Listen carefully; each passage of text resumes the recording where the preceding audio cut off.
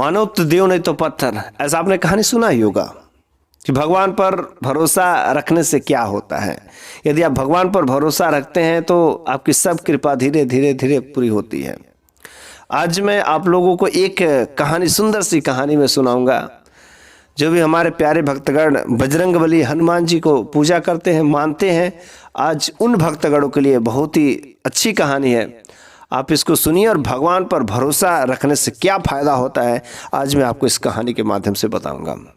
एक बार की बात है कि एक नगर में एक बंसी नाम का किसान रहता था। उसके पास जो है एक गाय थी और उसकी एक बेटी थी जो महज 5 सालों की थी, और उसका एक बेटा था जो उसकी पत्नी के गोद में 1 साल का भी था। वह रोज अपने गाय का दूध निकालता और उसको ले जा करके मार्केट में बेचता। उससे जो भी पैसे मिलते, जो भी वह प्रतिदिन का कमाई करता, उसका 1/4 हिस्सा रास्ते में एक जो हनुमान जी का मंदिर पड़ता था वहां पर जो है दान कर देता था। लेकिन इस दान पुण्य से उसकी पत्नी खुश नहीं थी। वह हमेशा खरी खोटी सुनाती थी कि घर में खाने के सही से नहीं है और इनको दान करने की पड़ी है। लेकिन बंसी कहाँ मानने वाला। बंसी हमेशा जितना भी कमाता उसका 1/4 हिस्सा मंदिर में दान कर देता। अचानक हुआ क्या कि जो उसकी बेटी थी, एक रात उसकी काफी तबीयत बिगड़ गई। अचानक तबीयत बिगड़ जाने की वजह से उस रात को किसी तरीके से दवा व हल्का फुल्का जो कुछ भी था, आयुर्वेदा दवाइयाँ कर करके अपनी बेटी को ठीक ठाक करके सुबह तक आराम किया। सुबह होते ही डॉक्टर को बुलाया। डॉक्टर ने दवा ववा दे करके चला गया। लेकिन उसी रात अचानक फिर से उसकी बेटी का तबीयत अचानक बहुत ही ज़्यादा बिगड़ जाती है, और उस रात को डॉक्टर को न बुलाने की वजह से वो बेटी जो है रात को एकदम तोड़ देती है। उसकी मृत्यु हो जाती है और जो बंसी जो है अपना एक बेटी खो देता है। दोनों पति पत्नी रोते बिलखते रह जाते हैं कि हम लोगों की लापरवाही से एक काम हो गया, हम लोगों ने आज अपनी एक बेटी खो दिया। कुछ भी हो गया, लेकिन जो है बंसी हनुमान जी के मंदिर में दान करना नहीं छोड़ा। वो हमेशा जाता, ना कुछ होता 1 ही रुपया दान करता, लेकिन जरूर करता था। वो उसका प्रतिदिन का काम था। फिर से बंसी का कार्यक्रम धीरे धीरे चलने लगा।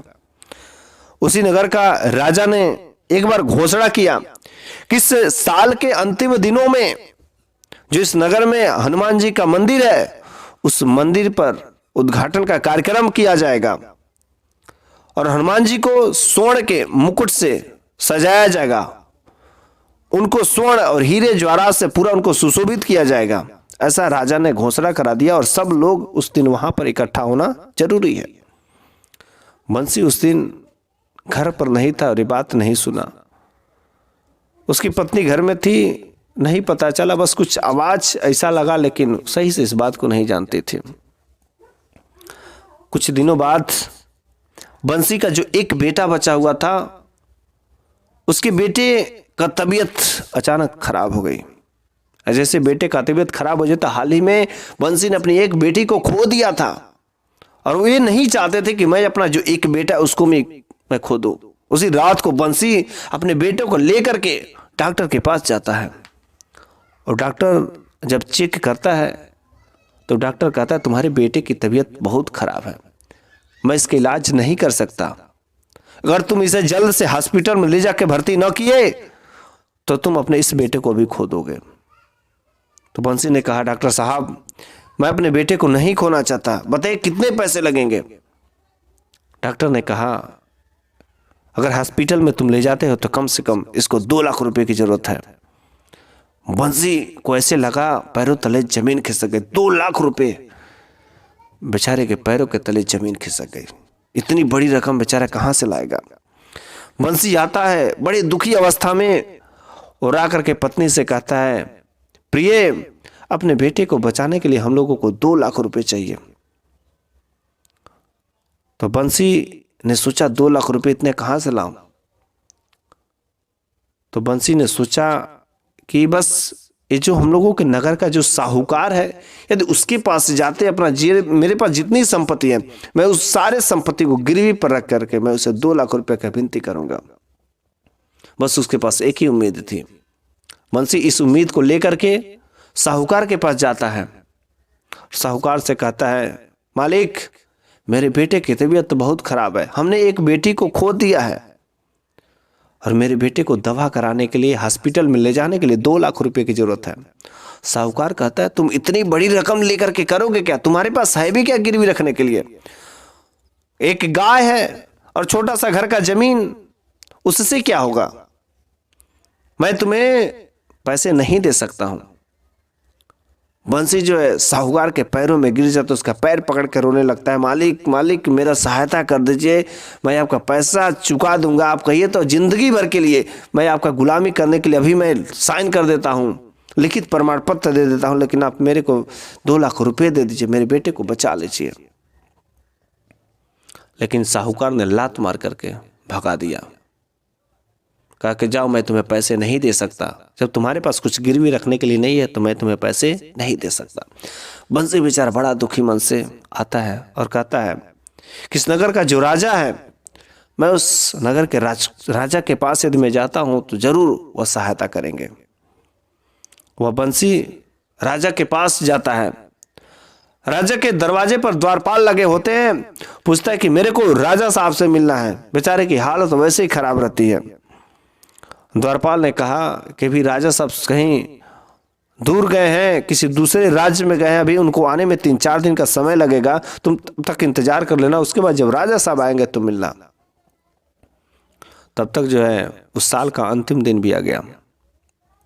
उधर से बंसी वापस आ रहा था, तब तक रास्ते में एक हरिया नाम का आदमी था। हरिया नाम का आदमी था। वह इस घोषणा को सुना था, मंदिर में ऐसा ऐसा किया जाएगा। उन्होंने प्लान बनाया कि यार क्यों ना इस जो मंदिर में जो स्वर्ण के मुकुट बनाए जाएंगे, सारे स्वर्ण मुद्रा को चुरा लिया जाएगा। यदि चुरा लिया जाएगा तो हम पूरा मालेमाल हो जाएंगे। और ये जा करके जो मंदिर का पुजारी था, दोनों से आपस में बात कर लिए थे, अभी ऑलरेडी बात कर चुके थे। लेकिन जब ये बंसी राजा के दरवाजे से घूम करके वापस आ रहा था तो उसी समय हरिया ने पूरी बात सुन ली थी कि बहुत ही मजबूर बंद आदमी है, बहुत ही मजबूर आदमी है। तो हुआ क्या, रास्ते में बंसी को बुलाया, क्या बंसी इधर आओ, मैं तुम्हारी हालत को जानता हूं, तुम्हारी बेटे की तबीयत बहुत खराब है, मेरे को पता है, अब तुम्हारे बस एक ही सहायता हो सकता है। कहता वो क्या? मालिक जल्दी बताओ ना, क्या क्या सहायता हो सकता है, कौन सहायता कर सकता है?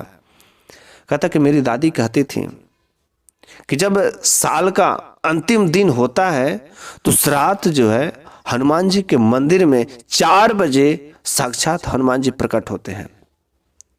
साक्षात हनुमान जी प्रकट होते हैं और तुम उस समय हनुमान जी को दर्शन पा करके उनसे विनती कर लेना और तेरी सब इच्छाएं पूरी हो जाएगी। ऐसा हरिया की बातों में मान करके वो बंसी बड़ा खुश होता है। लेकिन जब उस दिन जो साल का अंतिम दिन आता है, पूरा राजा ने उद्घाटन का कार्यक्रम किया, मंदिर को स्वर्ण मुद्राओं से, सब कुछ स्वर्ण मुकुट से सुशोभित कर दिया। और मंदिर का जो पुजारी था उससे पुजारी से सेट करके हरिया ने उसी शाम को उस मंदिर के जितने आभूषण थे सब चुरा लिया। और सुबह के समय जब 4 बजते हैं तो 4 बजे बंसी अपनी पत्नी और अपने बच्चों के साथ में जाता है मंदिर पे, क्योंकि हरिया ने कहा था कि 4 बजे हनुमान जी प्रकट होते हैं। बंसी वहां पर मंदिर पर जाकर के पहले से ही जाकर के इंतजार करता है कि अब हनुमान जी आते, अब हनुमान जी आते, अब हनुमान जी आते हैं। लेकिन जब 4 बजा, 4:30 हुआ, 5 बजे, 6 बजा, लेकिन हनुमान जी प्रकट नहीं हुए। हनुमान जी प्रकट नहीं होते हैं। बेचारा हरिया, बेचारा बंसी बड़ा दुखी अपने पत्नी के साथ वापस आ रहा होता। अब उसके पास कोई उम्मीद नहीं थी। तब तक रास्ते में पुजारी पूरा हल्ला कर दिया कि मंदिर के गहने चोरी हो गए, मंदिर के गहने चोरी हो गए, मंदिर के सारे जेवरात चोरी हो गए, पूरा जो शोर शराबा कर दिया। तब तक उधर से ही राजा और राजा के दरबारी सभी सैनिक आ रहे थे। तो पूछा कि चोरी कौन किया? पुजारी ने कहा कि महाराज, हमने सुबह के समय में देखा कि बंसी और बंसी की पत्नी इस मंदिर से जा रहे थे। पक्का उनके बेटे का तबीयत खराब था और इसलिए उसने यह पूरे मंदिर का जो हीरे जवाहरात है, जो आभूषण चुराए होंगे। अब जो राजा तुरंत बंसी और बंसी के पत्नी को, परिवार को बुलाता है और कहता है, तुमने इस मंदिर के जितने भी आभूषण है चुरा लिए? कहता, मालिक, मेरा बेटा वैसे ही मर जाएगा, लेकिन कभी भगवान के दरबार से ऐसा चोरी नहीं कर सकता। मैंने नहीं किया, लेकिन बार बार कहने पर भी ये जो हरिया और जो पुजारी था, ये दोनों लोग बार बार कहे कि हमने देखा है सुबह से मंदिर से जाते हुए। वो बार बार बोलता रहा बंसी कि मैंने नहीं लिया, मैंने नहीं लिया है। राजा ने कहा कि इसको कड़ी से कड़ी दंड दिया जाए। इसके दोनों हाथों ने वही आभूषण चुराए हैं, इसके दोनों के दोनों हाथ काट दिए जाए। उसी समय जैसे यह राजा ने घोषणा किया, अब इसके दरबारी पकड़ने ही वाले थे, तब तक वहीं पर एक छोटा सा बच्चा आ जाता है। कहता, ठहरिए, ये जो है अन्याय हो रहा है। कहते, क्या अन्याय हो रहा है? कहता, हमारे पास 2 बंदर हैं और वे बंदर सुबह के समय में कुछ देखे हैं। ये पूरी रात इसी जगह रहते हैं कि सुबह के समय में ये दोनों गए थे मंदिर पर बस भगवान जी का दर्शन करने, लेकिन भगवान जी नहीं आए। लेकिन उससे पहले कुछ देखे थे। तुरंत जो है वह छोटा सा बच्चा ऐसे ताली बजाता है और ताली बजा करते ही 2 बंदर आते हैं और दोनों बंदर जो हरिया और पुजारी को मिल करके लगते हैं मारने। तब तक बंदर जो है लाते, तुरंत 1-2 चाकू लाते और जाते घोपने। और बच्चा बोलता है कि जल्दी से तू अपना जो गुनाह किया है कबूल कर। चाकू का देख करके पुजारी और जो हरिया था अपना गुनाह कबूल करते कि हमने ही आभूषण की चोरी किया। जब सभी लोग चले जाते हैं वहां पर और इस प्रकार से बंसी की रक्षा हो जाती है, लेकिन बंसी का जो लड़का था उसकी तबीयत नहीं सही होती है। जब सभी चले जाते हैं तो छोटा सा बच्चा जो वहाँ पर आया था उसको बंसी ने बहुत बहुत धन्यवाद किया, कुट धन्यवाद दिया। जैसे ही सभी लोग चले गए तुरंत वह बच्चा जो गायब हो जाता है और साक्षात हनुमान जी के वेश में आ जाता है। और बच्चा दूसरा कोई और नहीं था, साक्षात हनुमान जी बजरंग बली ही बन के आए थे। जैसे बंसी देखता है साक्षात भगवान हमारे लिए, तुरंत उनके चरणों में दंडवत प्रणाम करता है। कहता है, भगवान, मैं आपकी कितने दिनों से पूजा कर रहा था और आपने मेरे को कितना कष्ट दिया। मैं हमेशा सब कुछ आपको करता था, मेरे को पक्का एक दिन भरोसा था, विश्वास था कि आप एक दिन जरूर आएंगे, और आज मेरी आंखों को आपका दर्शन हो गया, मेरे को विश्वास नहीं हो रहा है। हनुमान जी कहते हैं कि देखो, परीक्षा तो होती है, मैं तुम्हारा परीक्षा ले रहा था, तुम परीक्षा में पास हुए, अब तुम्हारा बेटा भी स्वस्थ हो जाएगा और अब मैं तुम्हें ढेर सारे हीरे जवाहरात मैं दे देता होता हूँ जिससे तुम्हारे हर प्रकार के दुख दरिद्रता खत्म हो जाएगी, समाप्त हो जाएगी। और इस प्रकार से बंसी का जो जीवन होता है परम सुखदायी हो जाता है अपने एक बेटे के साथ में।